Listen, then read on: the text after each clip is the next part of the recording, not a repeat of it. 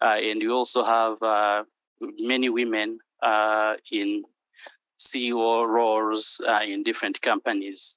So we do this in Rwanda because it just makes sense. Because if you want to do something, you cannot afford to leave a segment of the population that makes more than half of the population. So to us, this is natural, this makes sense, and this is what we need to do.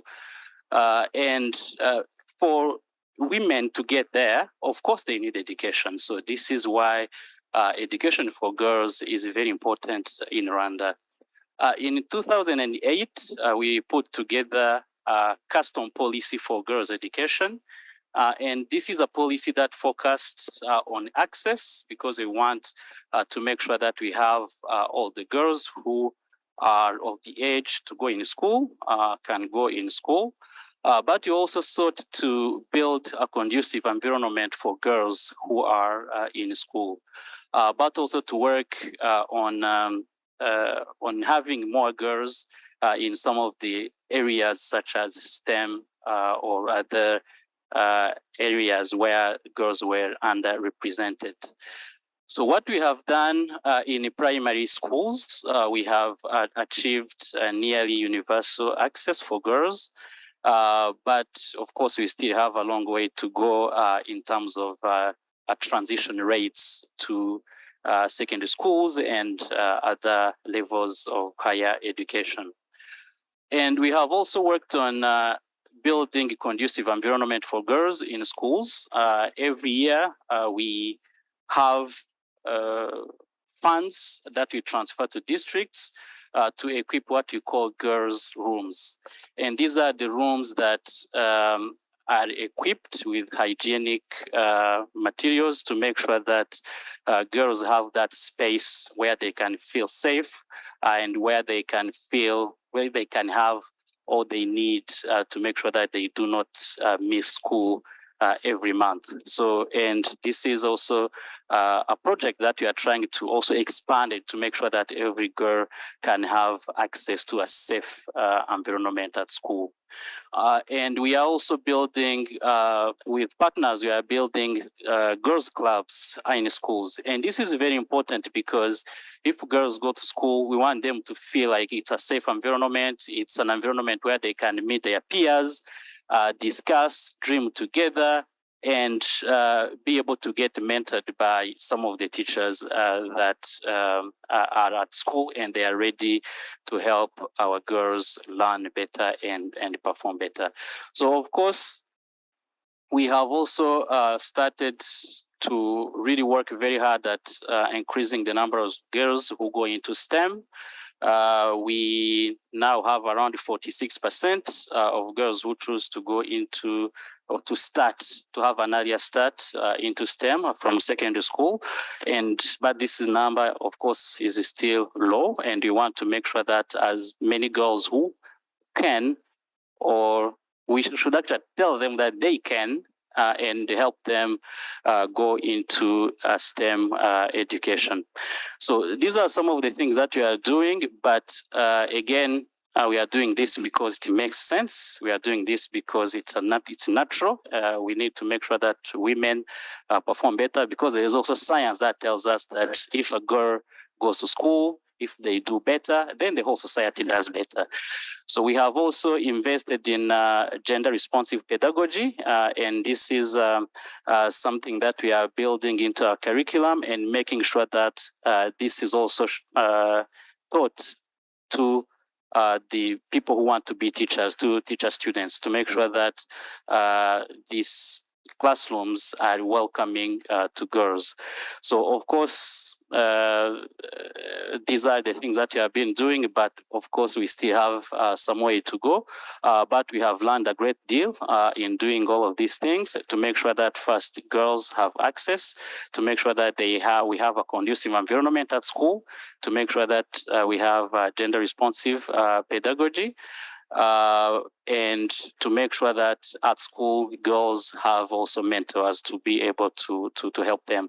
But of course, it helps that we also have women, like a large number of women in parliament, a large number of women in the cabinet, because young girls now have someone to look up to, and we make sure that we also conduct sessions for these women to go into classrooms and inspire some of these young girls to make sure that they know that the future is better. So, and what's next for us? What we now are investing in, we want to make sure that every girl gets at least 12 years of education. And we need to also keep strengthening some of these initiatives that we have been working on, but obviously also participate in a forum like this so that we can learn from what others are doing. Thank you.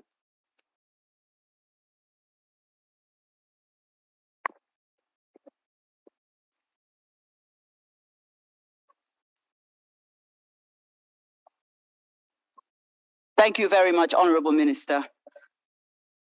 First, we want to share our best wishes to Helen Grant, MP, the UK Minister Special Envoy for Girls' Education, who is unable to join us today because of having caught COVID. Instead, we're very honoured to have Judith Henderson,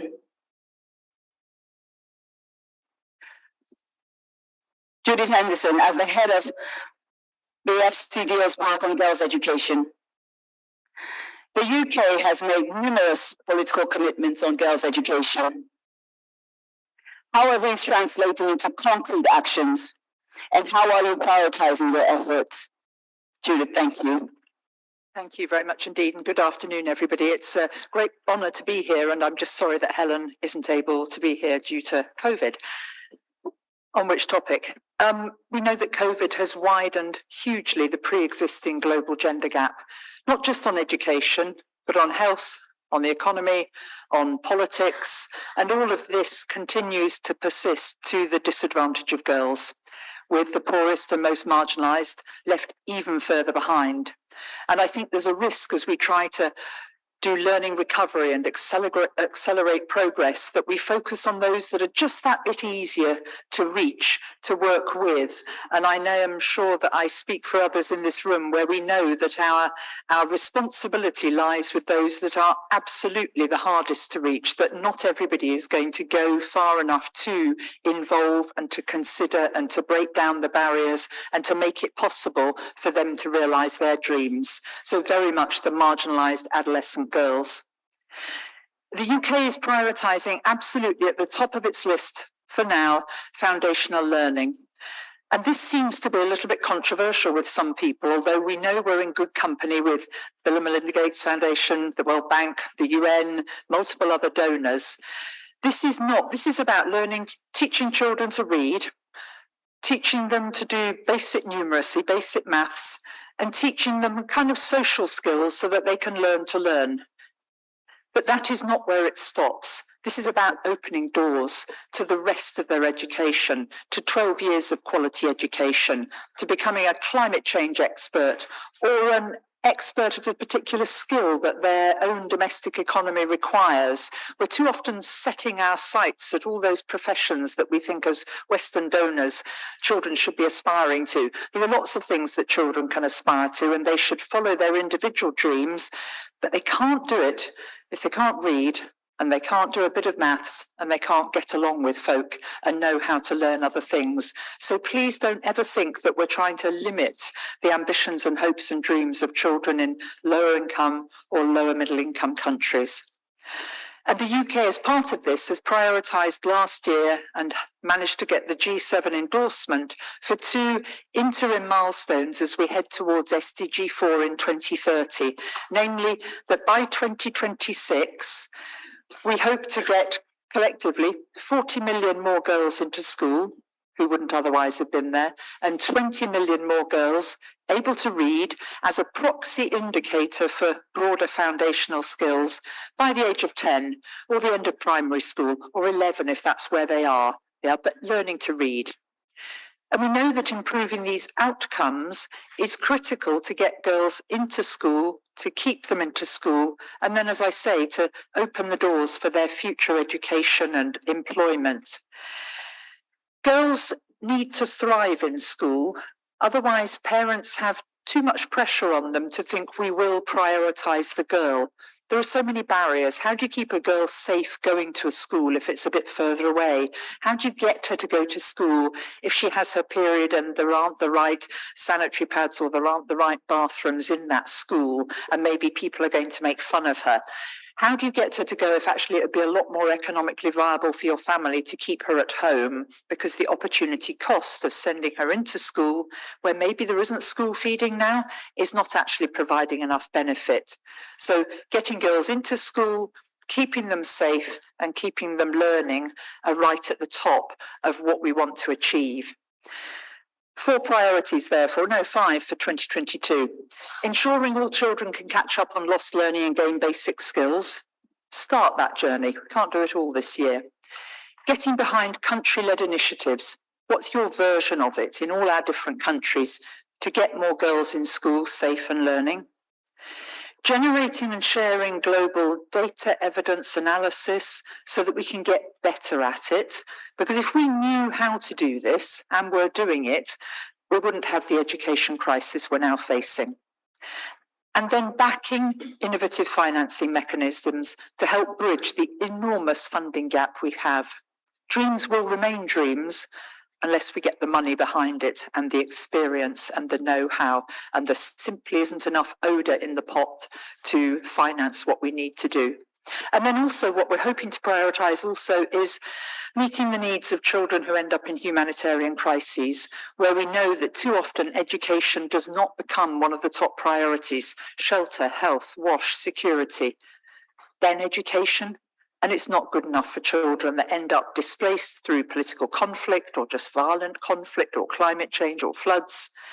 They may be living in that context for 3 to 15 years, and that's where it disappears for them. We should put education higher up the list.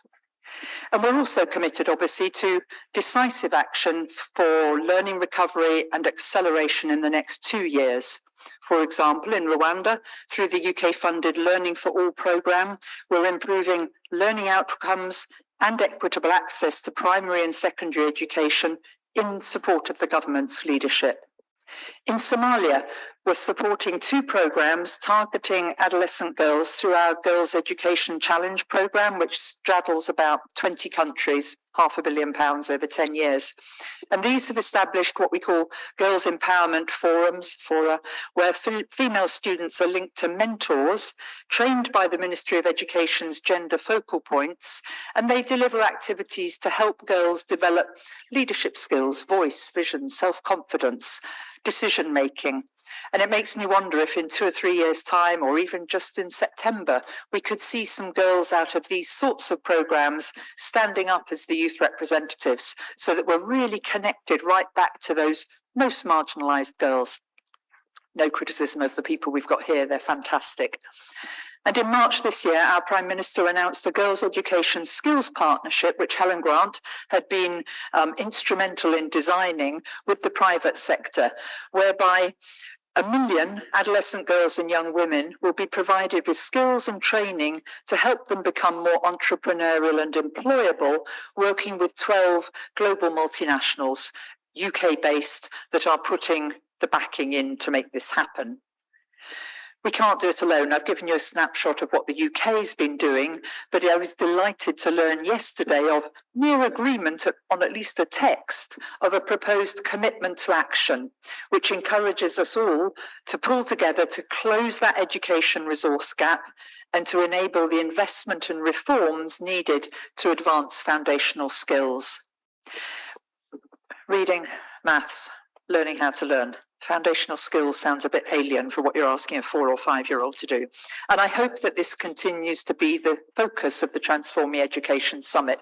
By September, I hope we'll find we have lots of commitments from countries who want to back that as the first stepping stone to 12 years of education for boys and girls everywhere girls deserve to get an education, particularly that girl who's in the hardest to reach areas, poor and marginalised. She deserves to thrive just as much as all of our own children who may have had an easier start in life. Thank you very much.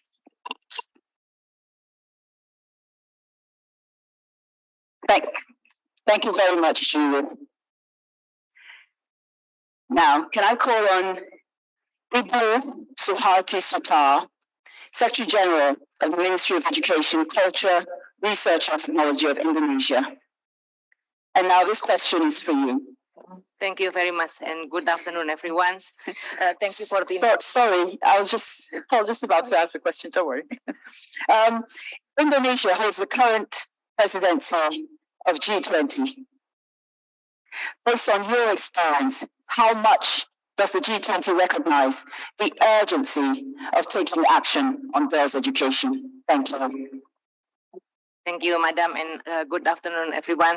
I'd like to share what Indonesia has done for the girls' education and sharing what has been discussed during the G20 presidency and the working group on education. And Indonesia shared the belief that importance of education for girls, not only in effective means to alleviate poverty, grow the economics, and so on.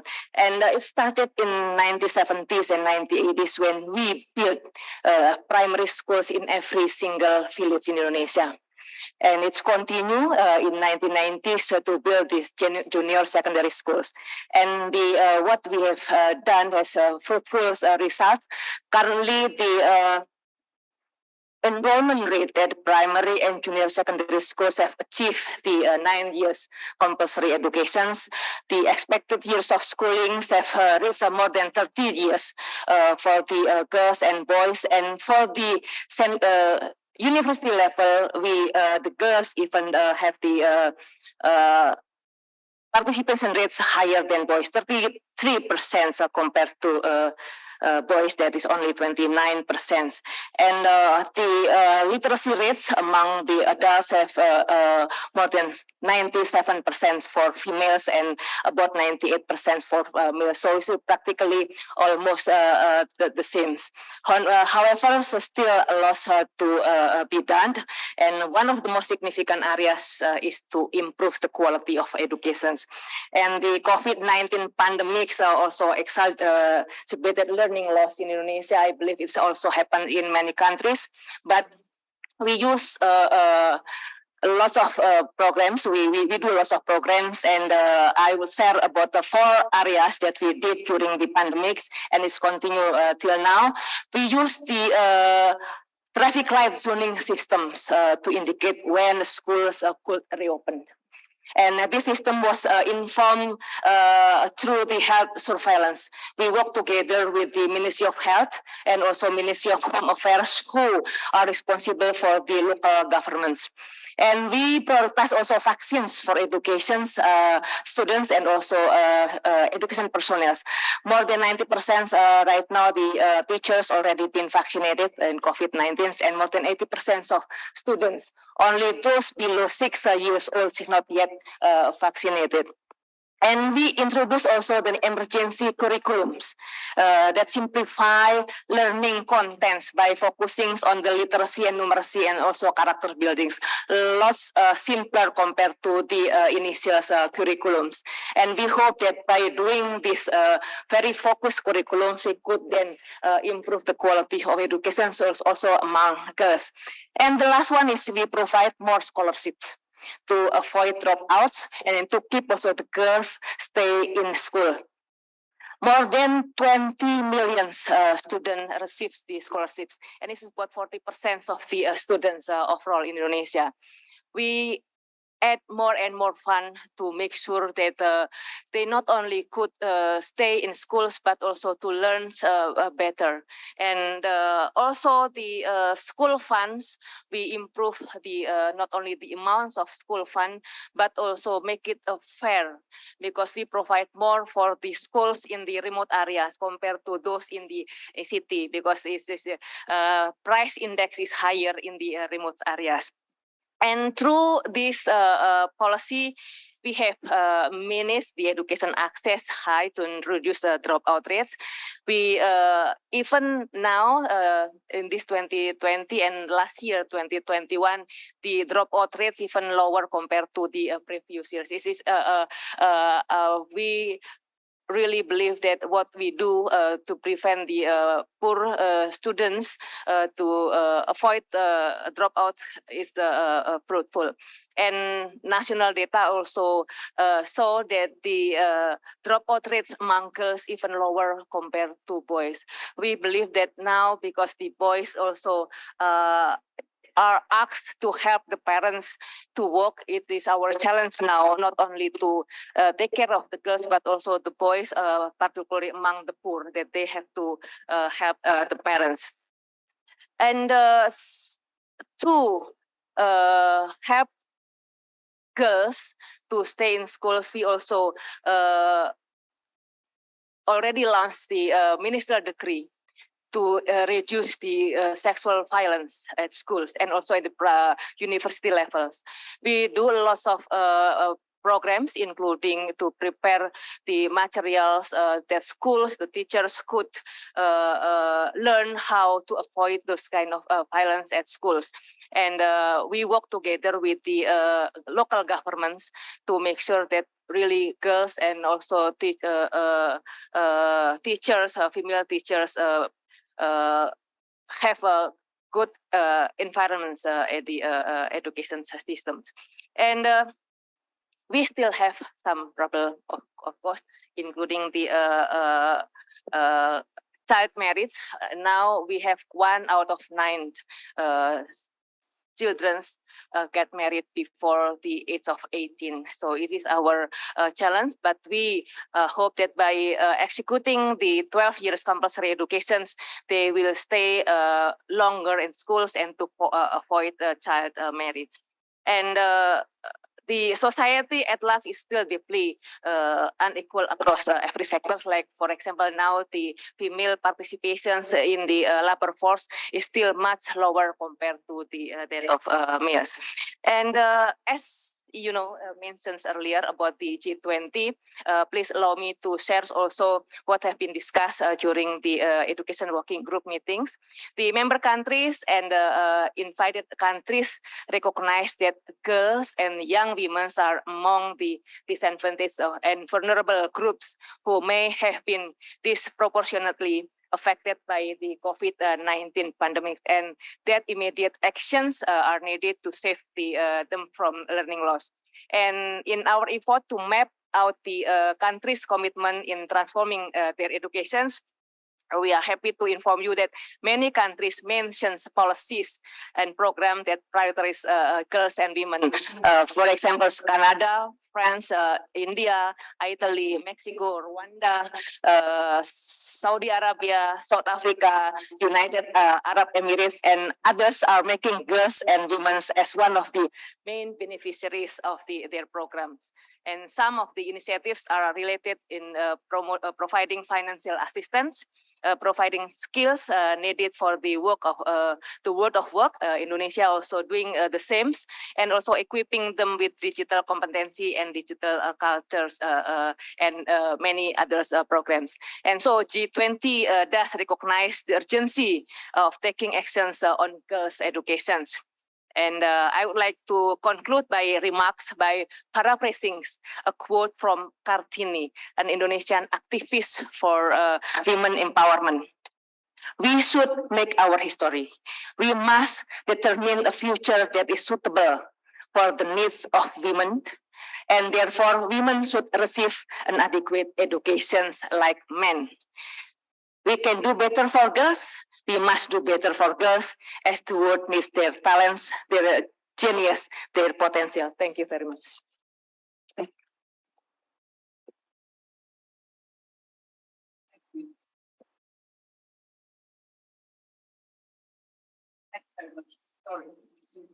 Yes, okay.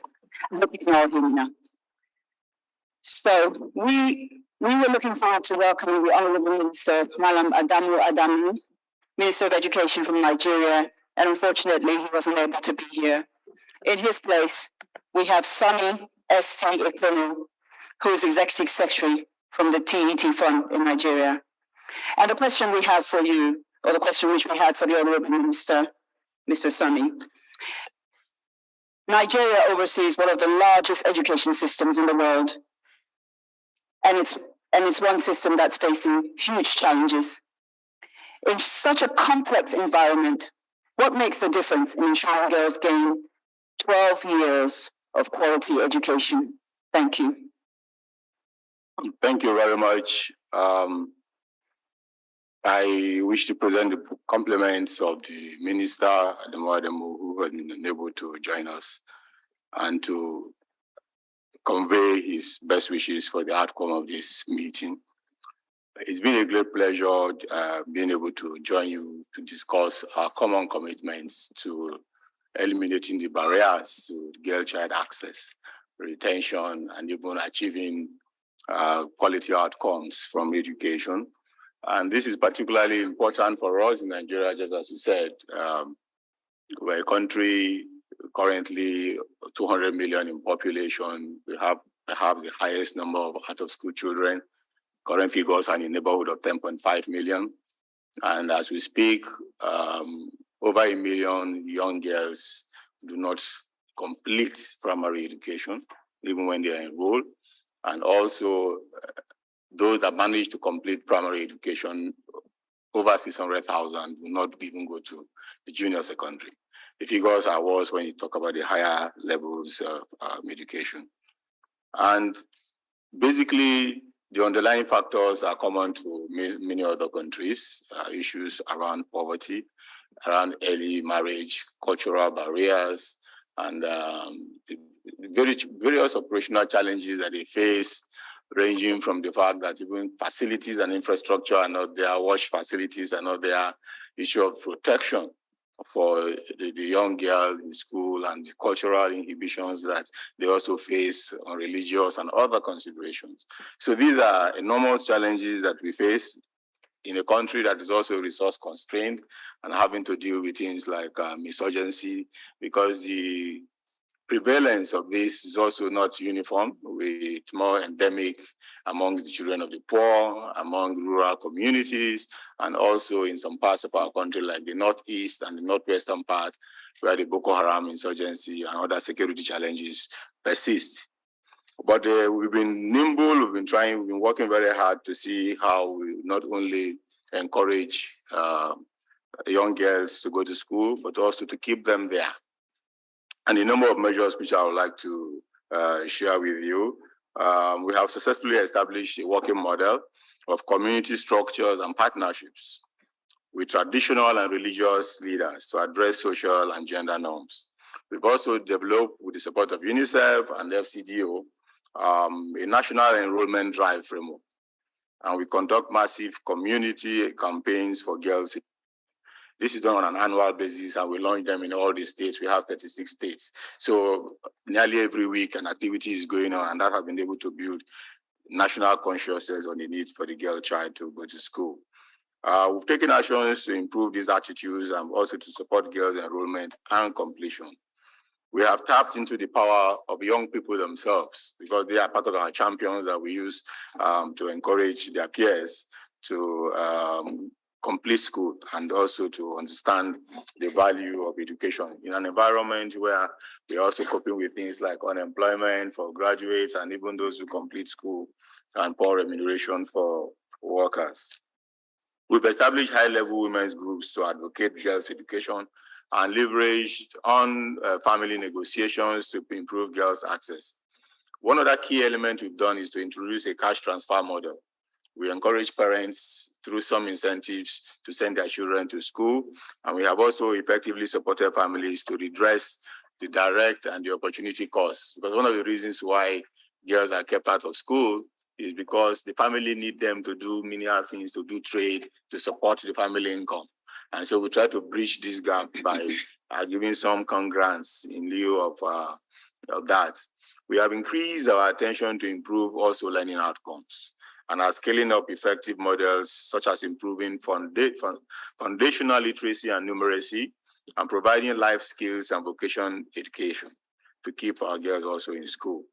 We have a major policy framework that was developed on gender in education, and we now make it compulsory that specific provisions will be made, especially in inclusive education, to ensure that the girl child also have access and continues to remain in school. And we are using the Young People's Network I mentioned, and also some other methods to monitor girls' participation, and also to diagnose and mitigate against any risk that may result, so as to prevent or minimize dropout rates. Cognizance of the importance of also shifting our attention to girls who remain outside of the formal school, we've established non-formal learning centers. And this is being done. We have an alternative school program where they learn skills and vocations, and they learn things about, because we are very conscious, and many people in the room know this, that an educated girl is more likely to also translate to the children and ensure that the children go to school. Of course, when they are also in school, early marriages, because they will have to complete school, the fertility rates will drop because they will marry later, and then also will be conscious of the need to protect their body and other health challenges attached to the issue of high fertility.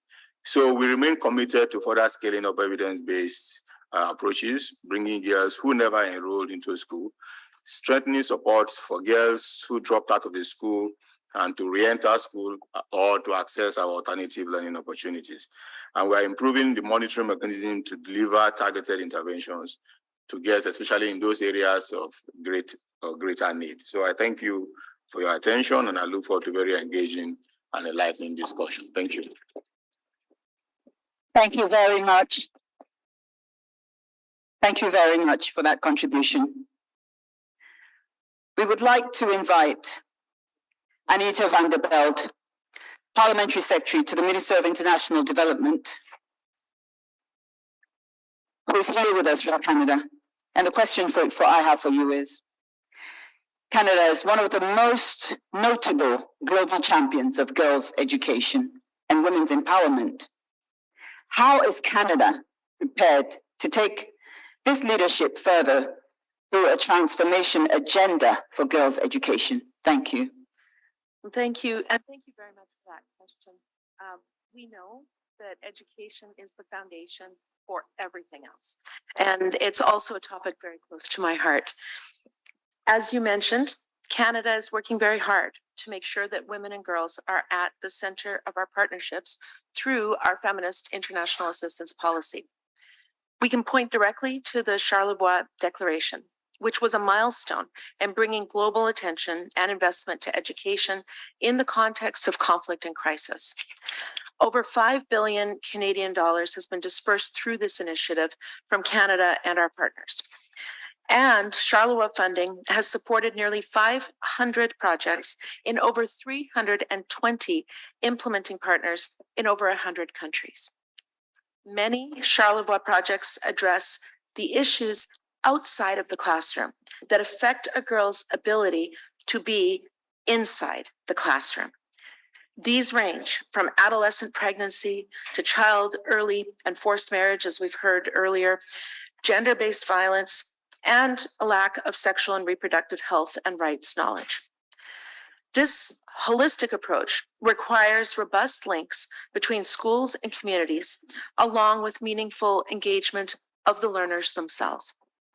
For example, the Girls' Education in South Sudan project, co-funded by Canada and the UK, provides cash transfers to families of school-aged girls to encourage them to complete their education, and grants to schools to improve sanitation and hygiene facilities so that the girls are more likely to attend school. In addition, Canada has provided $50 million in Charlevoix funding to Education Cannot Wait.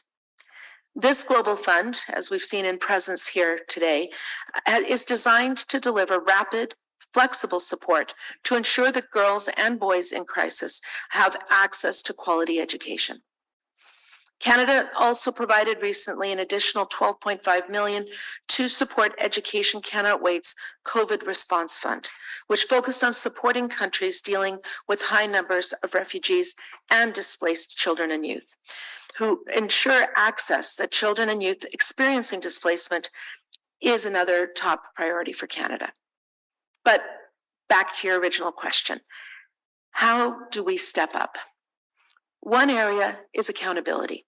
In April, Canada and the Interagency Network on Education and Emergencies launched the Charlevoix Funding Dashboard to track the global commitments linked to the Charlevoix Declaration. This dashboard ensures increased transparency in funding, evidence, and data, which will allow us to identify best practices and gaps, but also to increase our accountability. By strengthening Canada's and donors' accountability on commitments to girls' education, we can ensure that more girls are in school and that they are learning. As of April 2022, all Charlevoix donors have either met or on track to meet their original pledges. But accountability alone isn't enough. We must ensure that the programs that we fund meet the needs of children and youth who are striving to continue their education through conflict and crisis. We must ensure that their diverse voices are heard and support their participation in decisions that impact their access to quality education. When everyone is included, everyone does better. Canada's Together for Learning campaign is listening to those who are affected by conflict and experiencing displacement. At the recent Together for Learning Summit, young refugees came together to launch a youth manifesto that was entirely driven by the young people who have lived experience. This manifesto is a call to action to make sure that the priorities that they identified, like inclusion, mental health and psychosocial supports, digital learning, gender equality, and improved accountability, are part of our efforts to ensure that displaced children can continue their education. They also published a youth anthology entitled Learning from Disrupted Learners, which is a compelling compilation of stories and reflections from refugees and displaced youth themselves. We must listen to the people who are living through crisis in order to know what really works to push further progress on girls' education and women's empowerment. I call on all of you to join the momentum, to learn from their leadership so that we can really transform education. Thank you very much. Merci beaucoup. Thank you very much, Anita. Thank you. So we'll make the discussion a bit more interesting by inviting some comments from across the floor. And I'd like to first of all call upon a representative from the Bundesministerium für wirtschaftliche Zusammenarbeit und Entwicklung, also known as BMZ, more popularly known as the Federal Ministry for Economic Cooperation and Development. We have Robert Cordes, who's here with us, and he is from the Education Division at the BMZ. Robin, as the head of division, the Educational Division of the German government, what would the BMZ propose we prioritize to advance girls' education, and how can it support the realization of these priorities? Thank you. Thank you. Thank you for the question. Good afternoon, honorable ministers, colleagues, ladies and gentlemen. As you might know, Germany has decided to pursue a feminist development policy because we are convinced that sustainable development can only be achieved if all people enjoy political, economic, and social participation, including in education. We must put our efforts into providing the same educational opportunities to all girls.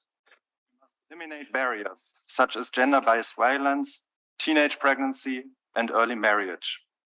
However, these barriers are only symptoms, and we must address their roots, which is harmful gender norms. Therefore, this year, as G7, we agreed to support resilient, inclusive, and gender transformative education systems.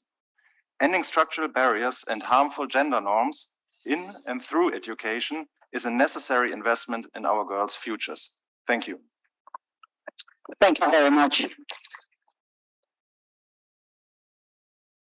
The next intervention from the floor comes from Ibu Suharti Sutar.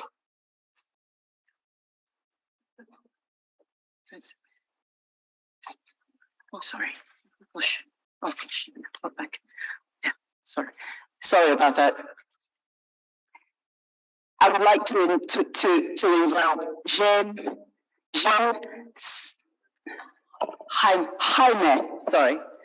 Jaime Saavedra, Global Director of Education. And the question I have for you, as a major player in education, what is the role of the bank? And sorry, I forgot to mention this representative is from the World Bank. As a major player in education, what is the role the bank is doing in expanding opportunities for girls to acquire skills that prepare them for a brighter future? Thank you. Well, thank you very much for the opportunity.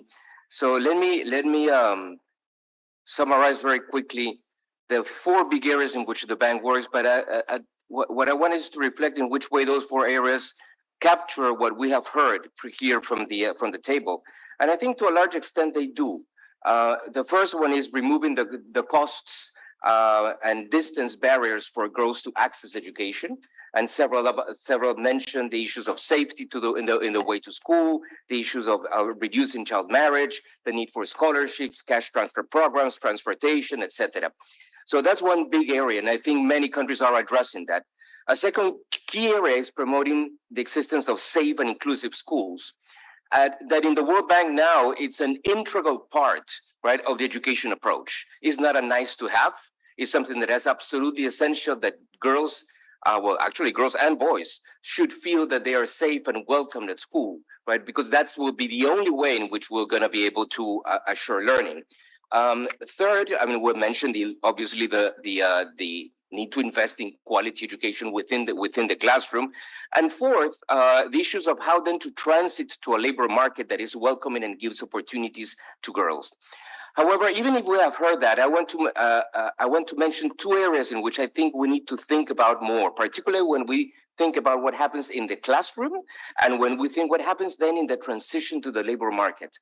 Why? Because even if we say that, for instance, in primary education, learning levels are kind of equal between boys and girls, we don't see a huge issue. In secondary, yes, we still see an issue of access. But even if we solve it in the countries that has issue of access to education has been solved in secondary, then we see that in the labor market, the opportunities are not the same. So why? So why is happening that then the transition to the labor market is to a different set of careers, a different set of opportunities? And my sense is that there's something else in the mindsets of people in terms of culture, right? In terms of what is the conceptions that teachers and parents have about the role of men and women, right? And actually that percolates to a different experience inside the classroom for girls compared to boys, right? And different sets of expectations regarding what might happen to them in the labor market. And that's why we see that in South Asia, for instance, even if we see gender parity on the education side, right? We see gigantic differences in labor force participation that are completely unexplainable because of what happens in the education in the school or even in the universities. So there's an issue of mindsets that we need to worry about within the whole education system, mindsets of teachers, of parents, of bureaucrats, of school administrators. So that I think everything that we're doing, I think we need to think about it in terms of maybe the interventions are the right ones, right? The bikes for girls, the CCTs, all that is good, right? But are we changing mindsets? And the final point I wanted to make is that, unfortunately, on this issue, in terms of gender rights, in terms of the rights of girls and women in general, unfortunately, it's not an area in which we say, well, we're making progress, but we need to move faster. Actually, that would be great to say. Unfortunately, in many countries, we see a regression. And we need to be internalizing that. That is not an area in many countries in which it's just an issue of faster progress, right? In some cases, yes, but in other cases, a turning point is needed, right? So then the call that Anita was making, that we really need to think in a much more, with much more energy and with much more passion about these interventions. I think it's not something about let's do better. In some cases, it's really urgent. to do the right things for women and girls. Thank you very much. Thank you very much. I'd like to invite Sally Gear next. She's Senior Education Specialist for Gender at the Global Partnership for Education. Now, my question to you, Sally, is you lead the work on gender at the Global Partnership for Education. GPE is channeling targeted funds for girls' education in low middle income countries. How do you envisage this funding to be spent to transform girls' education? Thank you. No, thank you very much. Thank you for the question, Chair, and it's delightful to be here. I'm sorry I'm speaking like this, but we have a bit of a problem with my microphone, so bear with me. I'm just going to move.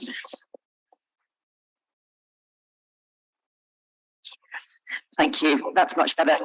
Yes, you're right. The Global Partnership for Education does have a dedicated funding window for girls' education called the Girls' Education Accelerator, and that's $250 million targeted specifically to support marginalized girls, and many of them are adolescents. The Girls' Education Accelerator also funds initiatives, as others on the panel have talked about, of barriers outside of the education system, which prevent girls going to school. So that's a chance to work alongside the work we do in education systems. But I think that the important point is that the Girls' Education Accelerator is important, but one part of the suite of Global Partnership Education's work on gender equality. And as many of you may know, that the new GPE 2025 model is committed to hardwiring gender equality across all of its grants. And I'm pleased to say, as we move into the new operating model, discussions at country level on gender have definitely increased and the commitment is there. So the Girls' Education Accelerator is one part, but it complements the broader work. And just finally, I'd just like to call everyone in this room, and we're working throughout the partnership to ensure that every child, whatever their gender, has access to school, that they thrive and learn when they're in school, and they feel safe while they're learning. So thank you very much. Very much, Sally. We are, we're not on schedule as we would have loved to, but we just want to note that we might be going up until 2:30, just so you know. And I would like to finally, just to close out this session, I'd like to invite the Honourable Minister from Rwanda, Minister Gaspar Tsvagia Yezu, to make some final remarks.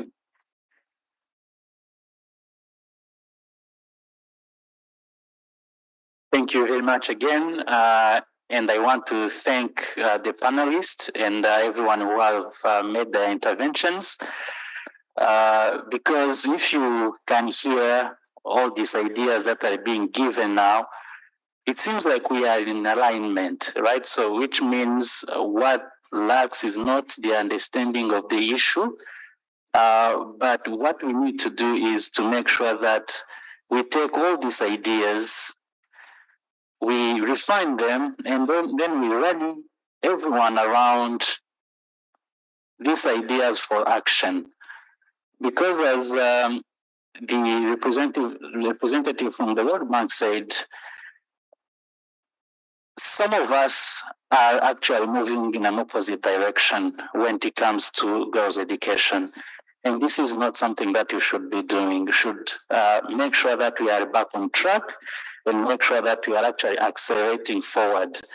Because again, as I said at the beginning, investing in girls' education just makes sense because we cannot leave girls behind. There is science that shows us that investing in girls, investing in women, not only in school, but also making sure that they have employment opportunities when they finish school. If we do that, the whole society, as a society, we do better. So, and if you hear some of the interventions that were mentioned here, it seems like the issues around access to make sure that all the girls who are of the age of going to school are able to go to school, making sure that when they go to school, they learn and they learn better. So this is where we are talking about making curricula that are really focused on ensuring that not only girls but also boys are able to learn. We talked about foundational skills, and this is also something that we are talking about in Rwanda, to the point where it's becoming a bit of an obsession, but we need to make sure that we always talk about foundational learning, because this is the foundation. We need to make sure that we build a foundation, because once you have the foundation solid, then the rest of the education journey of our children will be better. So making sure that girls can go to school, making sure that while they are there, they are learning better, but also looking on the social aspect of this discussion that you're talking about here. Because education sectors alone are not going to be able to do this. Because many of the issues that prevent girls from going to school, many of the issues that prevent girls from learning better, they have talked about them here, early pregnancies. There are also security issues. There are other family issues that happen in our communities. This is something that we need. For us to make progress in this area, we need to work together as all sectors. So ministries of education, other ministries, we need to make sure that everything that we are talking about here, we talk about it together. As government, as civil societies, we need to make sure that this is on top of our agendas, so that we can provide safe environment for our girls. So many of the ideas have been talked about here. I want to thank all the partners who are also putting this into their agenda, because at the end of the day, all these ideas will need to be implemented, and it takes money for us to be able to do this, it takes resources. But what should not lack is the will for us to do this. What should not lack is the commitment for us to be able to do this. So, and then all the partners, all the funders who fund this program, we are glad to hear that many more and more partners are making this girls' education on top of their agenda. And this is something that's very encouraging. And I want to really encourage everyone, all the partners, to join us as we try to build better school systems for both our girls and our boys. So I once again thank you very much for taking the time to come and discuss this very important topic. But again, it's not just about talking about it, but is how do we catalyze action moving forward? And it seems like many of my colleagues here who work for the governments, it seems like we are taking that approach of making sure that all our policies reflect what you're talking about here, but also making sure that all the partners, development partners, join us in this journey. And we can also hope that we can increase these numbers of interactions so that we can always keep learning and keep seeing what's working and what needs to be changed so that we can all move together in the right direction. And of course, a reminder for some of us who are moving in the opposite direction to really stop and reflect, because this is not the direction that we should be going. We should be moving forward. We should be investing in our children, because this is how we are going to be able to secure our future. I thank you once again. Thank you, Honourable Minister. As you've all heard, investing in girls makes sense. I'd like to thank our panelists, and can you all please just give them a huge round of applause for their contribution today? Thank you very much.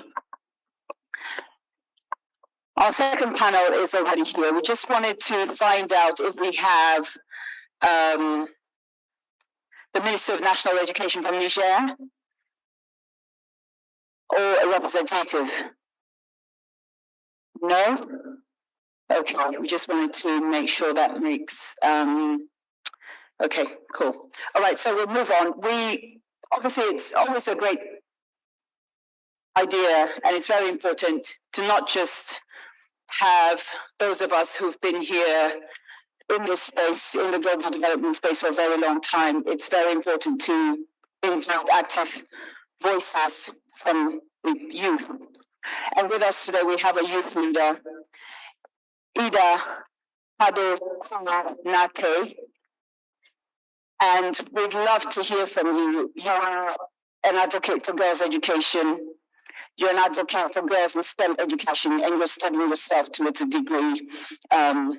So we'd like to hear what are your thoughts on top 3 priorities from your perspective? Thank you very much.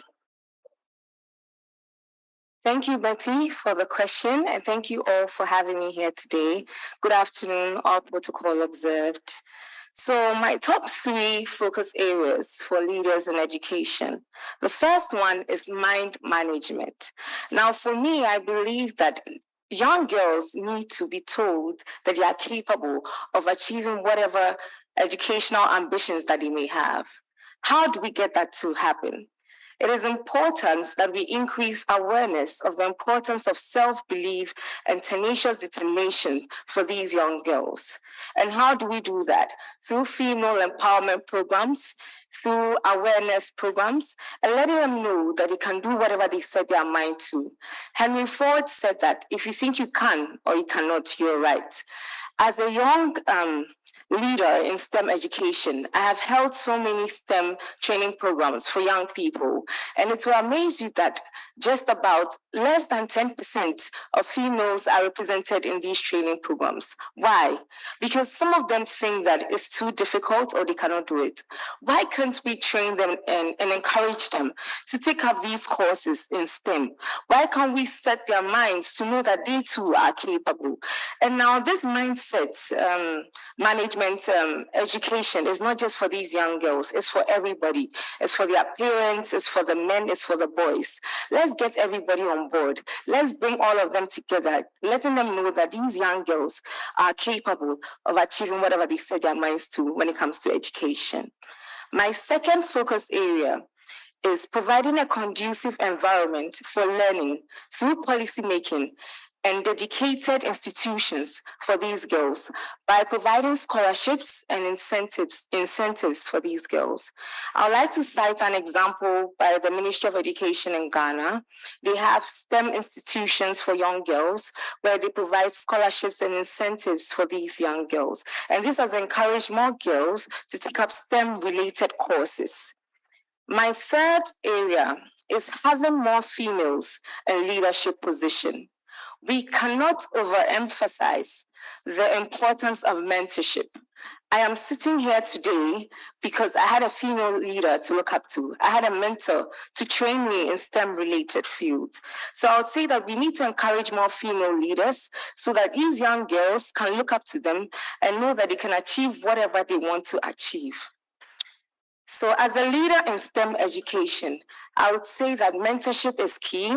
And so for these 3 areas, mindset management, conducive environments for learning through policy making and established institutions, and having more females in leadership position should help us achieve our SDG goal 4. So I would say that in our TES consultations, let's take all these areas into consideration so that we can achieve this. Thank you very much, Betty. Thank you, Rita.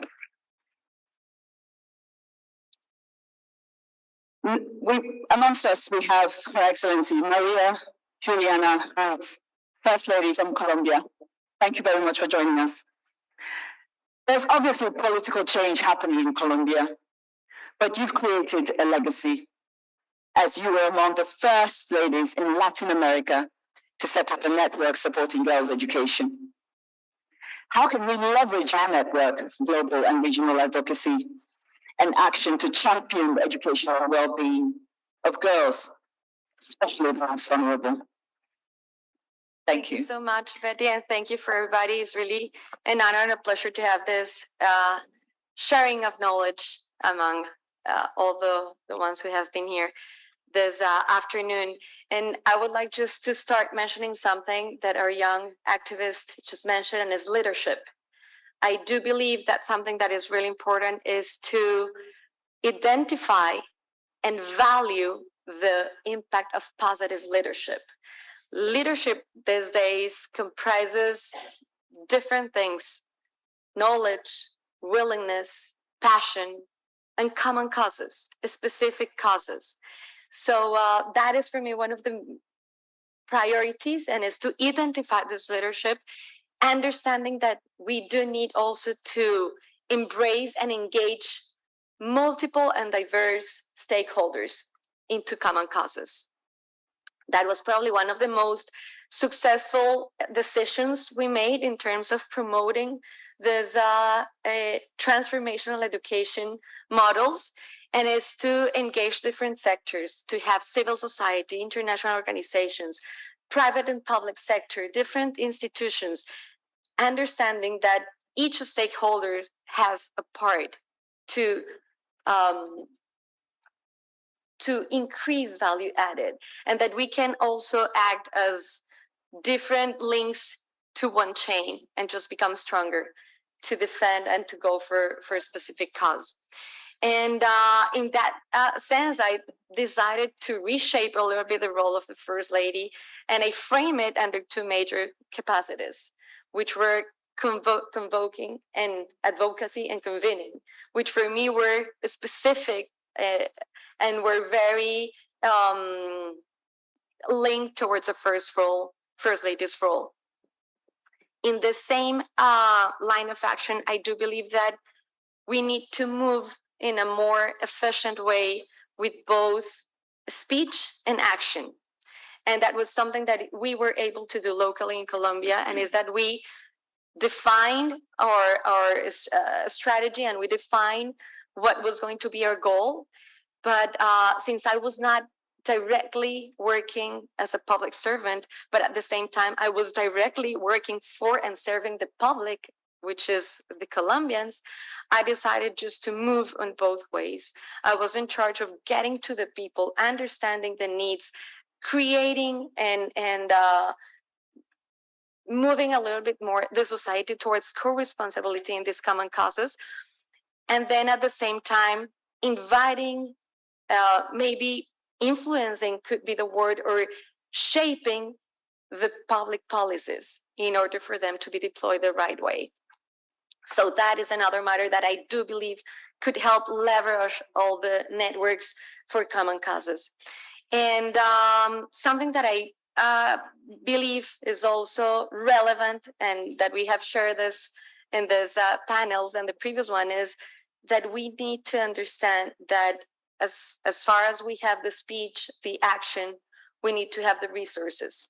So this is also the time when we're talking about action in order to achieve SDGs, in order to achieve and solve several problems for the new generations. We need to understand that this is also the time to probably redirect and focus and become more specific in terms of fundraising and financing for specific causes. Those are probably the things that I would highlight in terms of making a network stronger and making a whole society being involved and co-responsible of solving all problems. Thank you.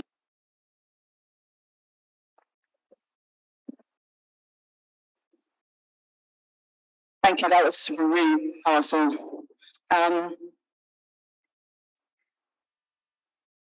I would like to now invite Delphine O, Ambassador Secretary General for the General Equality Forum of France. Thank you so much for being with us today. 2021 was a major year for setting goals and declarations in advancing girls' education. There was a G7, a GPE, and of course the Generational Equality Forum, which I watched myself hosted right here in Paris. Would you say that France and the other G7 countries have sufficiently prioritized girls' education and empowerment? What more can they do to advance transformation for girls' education? Thank you. Thank you. I had prepared my intervention in French because we're in Paris, but I do hear there's no interpretation. For the sake of clarity, I will switch to English for everybody. Thank you. Thank you for your question and for inviting me here. Short answer to your question, I certainly hope so. Certainly, France and the previous and the next G7 chairmanships have clearly prioritized, on one hand, gender equality, on the other hand, education, and at crossroads of both, girls' education for the past years. Sufficiently, I hope so, but we'll continue with the German presidency this year. I think it clearly started with the Canadian presidency in 2018, which was mentioned by the colleague in the previous panel from Canada, which highlighted gender equality in the context of crisis. The next year, when France held the G7 chairmanship, we closely participated and worked with ministries of education from the Sahel countries, and I was happy that some of them were also in the previous panel to work on gender equality in education. And I'm happy to recall that in this very building in Unesco 3 years ago, on the occasion of the G7, we launched a new initiative called Gender at the Center, in French, Priorité à l'égalité. I prefer actually the French name, Priority to Equality.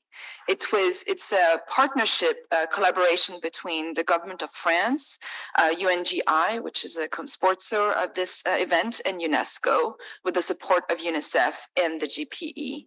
And the mission and the goal of Priority to Equality, or Gender at the Center, is to support and accompany partner countries to reinforce taking into consideration gender equality in the educational systems. 8 countries from the Sahel are concerned by this program: Mauritania, Niger, Burkina, Mali, Chad, Sierra Leone, which we heard also from, Nigeria, which you heard from, and Mozambique. And France is the first and foremost contributor to this program. It's a very important program, albeit small, and I do hope it will expand, because it directly works with partner ministries to mainstream gender equality in the curricula of primary and secondary education, and to work around gender equality in general. And then this common thread of working on girls' education continued, not so much with the US G7 presidency, but certainly with the British G7 presidency last year, with the Carbis Bay Declaration and Commitments, which were mentioned by the British colleague before me. This year, Germany holds the G7 presidency. I have the honor to be one of the sitting member of the Gender Equality Advisory Council, which is a council and a network of high-level personalities from civil society and from governments, which will provide recommendations to the G7 leaders specifically on gender equality, and we certainly will work on girls' education. In the context of the Global Partnership for Education, France has been, together with Germany, Denmark, and Great Britain, one of the leaders to really insist on prioritizing girls' education within the replenishment of the GPE, which took place in France and in Dakar in 2019, and last year under the presidency of the Great Britain, of the UK, and Kenya.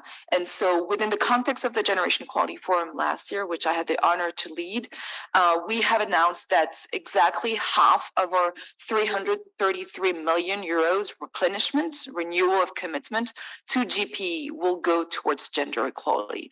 So it will go towards promoting and supporting access of girls to education, but also to mainstreaming even the concept of gender equality, even for boys, and primarily for boys going to school. So that's a very important commitment, for which also the UK has met the same commitment of dedicating 50% of its commitment within GPE to girls' education and gender equality in general. What more can we do? And I will end on this: continuing to mainstream girls' education and gender equality in education, partnering in a systematic way with the countries where it's deeply needed. For France, as you know, we have a geographic priority in the Sahel, but it also comprises the whole of Africa, South America, Asia, and so on. providing a specific attention to the issue of education and girls' education in context of crisis. I'm thinking, of course, of Afghanistan. I'm thinking of Ukraine today, but also so many countries in the world where girls and women are the first victims of crisis and wars. And maybe also innovating when it comes to education. One of the previous panelists had mentioned the fact that girls' education is not just getting girls to school, is creating a set of circumstances where they can actually stay in school, making sure they have access to the right sanitary, making sure they have access to sanitary pads, and so on and so on. And there's also a new innovative program which was launched by France in 2019, which has a pilot program in Ethiopia and Niger, which specifically works on menstrual hygiene and the link with maintaining girls in primary and secondary school. Thank you very much. Very much. So I'd like to move on we'll move the discussion to the floor, and we'd like to first of all invite Ashley Barrett. Is she here? Yes. Okay. Hi, Ashley. Ashley, the question I have for her is, you lead Transform Education, a youth-powered mission for gender equality in and through education. Transform Education advocates and supports intergenerational dialogue to drive sustainable change. Tell us how this works. Thank you so much for the question. And I just want to say before I start that I think for our conversation that really centers shifting the power and ensuring girls' leadership, that we were put last. And I think it's important to center those voices, because then are we really challenging these systems that we are trying to dismantle. So thank you again for creating this space. And I'd like to begin firstly by saying education shifts power. And what we do at Transform Education is move beyond just intergenerational dialogue, but actually looking at intergenerational partnerships, because you can talk forever, but it's really having that action. And I just want to emphasize how important gender transformative education is, because when we think about GTE, and that's the acronym that I'll use throughout, that is what shifts power, right? And it actually centers that intergenerational partnership, seeking to really dismantle the system of oppression and really understand what those gendered implications are when it comes to education and how people are who are in marginalized communities, how they are affected. Because we know that we can talk about girls' education forever, but if we really need to figure out which type of girls are really usually affected, the boys that are affected, and that all comes back to the system of patriarchy, because it affects us all negatively.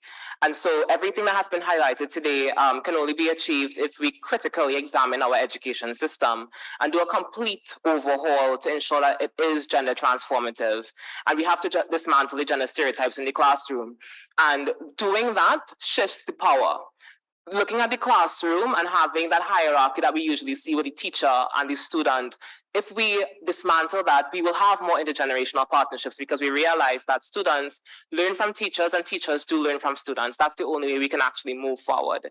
But when we are looking at that type of education, I think that is the only way that we can actually have a sustainable future, because it helps us to learn about ourselves and about the world around us. Because if we continue to, we want to advance literacy, we want to ensure that there are more girls in school, but what type of education are they really receiving? Because if we don't change the type of learning material that they get, we're going to have these same issues that we're facing, but just in a different way, just with different people who are coming generations after us. So the only way forward, really, and I think this is something we have to really be clear about, is it being gender transformative education.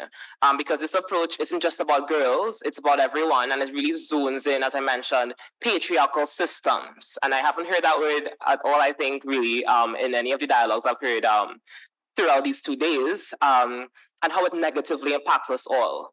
And I think it is important for us in our present, but also in our future.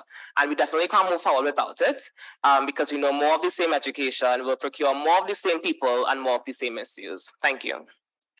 Thank you. Thank you very much, Ashley. I'm aware that Diane Kita is not with us, but we have a representative from UNFPA Yes, thank you, sir. Can you just introduce yourself while you're talking? Ismail Ambeng, UNFPA representative in Niger. So, okay, thank you very much. So, the question we had for Diane, with UNICEF, UNFPA has driven work on ending child marriage. As a result of COVID, we have lost ground on progress. What do we need to do to get back on track? Thank you. At UNFPA, we are deeply convinced that if we want to break the cycle of child marriage, school dropout, adolescent pregnancy, and the intergenerational transmission of poverty, violence, and inequality gender norms, we must prioritize the improvement of the poorest adolescent girls, work on social norms, work on the laws now. COVID-19 was devastating, but when it collides with climate change and conflicts, it is a potent mix. We must continue to invest in girls, work with their parents, bridge the digital divide, and improve the quality of services, health, education, and protection service in order to build resilience. This will yield gender dividends, demographic dividends, and climate dividends, and is the key to global prosperity in most low and middle-income countries today. We are proud to support programs with our governments, sister agency, NGO, and private sector partners to reach and serve the poorest girls in the Sahel, in South Asia, in Latin America, and beyond. We have made this an organization-wide priority and invite you to join us, partner with us, so we can advance evidence-based action at scale. Thank you. Thank you very much.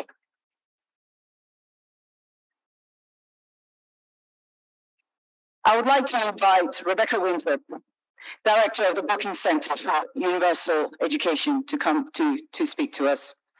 In 2015, Rebecca, you co-authored the landmark publication, What Works in Girls' Education. 7 years on, in 2022 and beyond, what would work for the transformation of girls' education? Thank you. Thank you very much. We at Brookings do quite a bit of work on research, and the What Works in Girls' Education big book and report was looking at, what can girls' education do for society? And I have three quick reflections. Our basic summary of the What Works in Girls' Education research report was that if you have $1 to spend it on girls' education, not because there's a silver bullet and not because boys don't have a right to education and shouldn't also be cared for, and there's many parts of the world where boys are behind, but because of all the big impacts girls' education has on many other parts of society. It's very rare to find one thing that has such big, ripple effects. We had our top 10 list. The girls' education supports economic development, increased wages. It saves lives of children and mothers. It helps for more sustainable families. You get better educated children, healthier children, reduces child marriage, helps women fight domestic violence, increases women's ability to participate in political leadership, and also is very key in resilience for climate change. So that's point one. And my point one would be that still stands. It still stands today. Second point reflection would be that we certainly found 10 years ago that it's not just access to education that does all those great top 10 things. It's learning, and it's the quality of learning. And we certainly found, and there's been lots of dialogue and debate here at this forum, that it's not just literacy and numeracy, but it's confidence and agency that girls gain through participating in quality education that give them the ability to do all this. So the second point would be really to focus on agency, on girls' agency. We're very lucky at the Brookings Institution to have a network of over 30 girls' education leaders across working on the front lines in their countries. And together they've developed the Learning and Action Alliance for Girls Agency. And I think that is really essential for anything in education if you're talking about transformation. And the third thing and final thing I would say is that we need to focus on systems. We haven't heard a lot in this session about systems. Of course, we are talking about transforming education systems. That is the pre-meeting. And I wanted to agree with the previous speaker who talked about gender transformative education. We do need, when we talk about transforming education systems, we need to talk about gender equality in and through education systems, not just for the girls, but to create gender transformative societies. And we've done some work together with Minister David Senge of Sierra Leone to lay out 3 steps. One is to really hone in on a shared purpose of your education system and to make that be part of it. There's lots of evidence to show that's important. If it's bought, those purpose of education is shared broadly across the public. The second is to start your reforms in the pedagogical core, the teaching and learning experiences that kids go through, and then map backwards on broader big shifts. And the fourth is to really position all elements of your system to support that. So those are the directions I think we really need. That's the sort of next frontier that we need to move forward. Thank you. We'd like to move on to our final closing remarks, and we'd like to invite Rohin Chakron, Director for Education at Unesco. Thank you.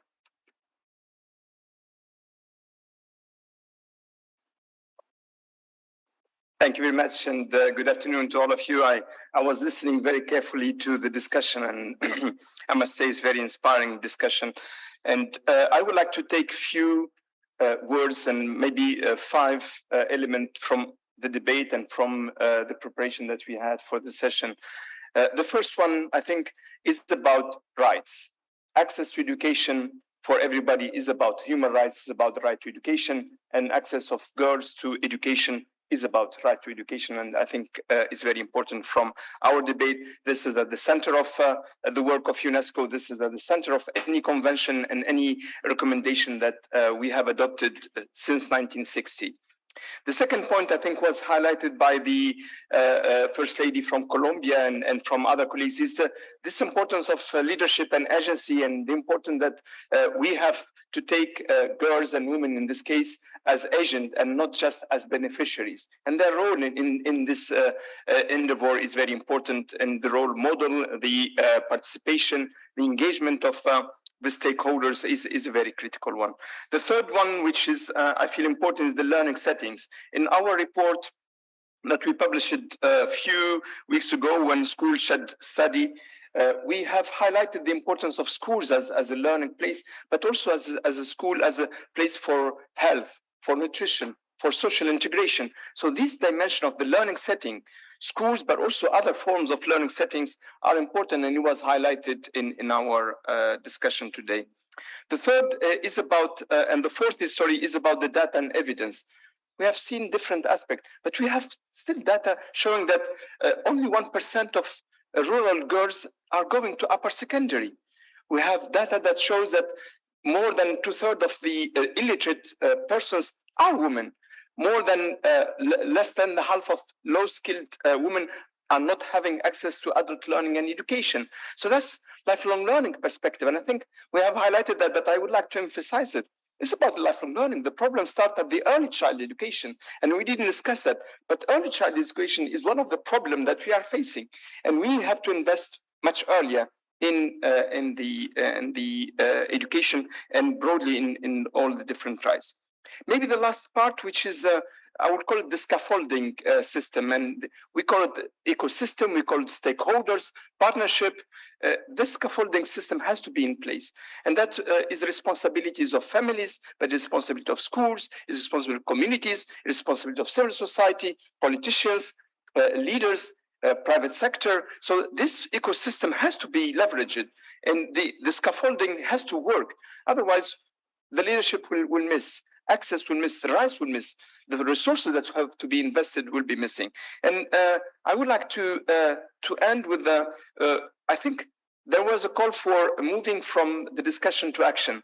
And the transforming agenda is about action, is not about discussing, again, the right to education. It's a right. We have to make it happen.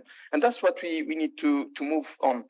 Let me thank all the organizers, our colleagues, but also thank, of course, UNICEF, UK government, the UK Foreign Commonwealth and Development Office, UN Girls Education Initiative, and the World Humanitarian Forum for organizing the session. We are supporting and we are engaged to make progress. And I would like to thank all the panelists, all the leaders who joined us today, and wish you a successful pre-summit, but wish all of us successful summit. And I look forward to continue engaging with you. Thank you very much.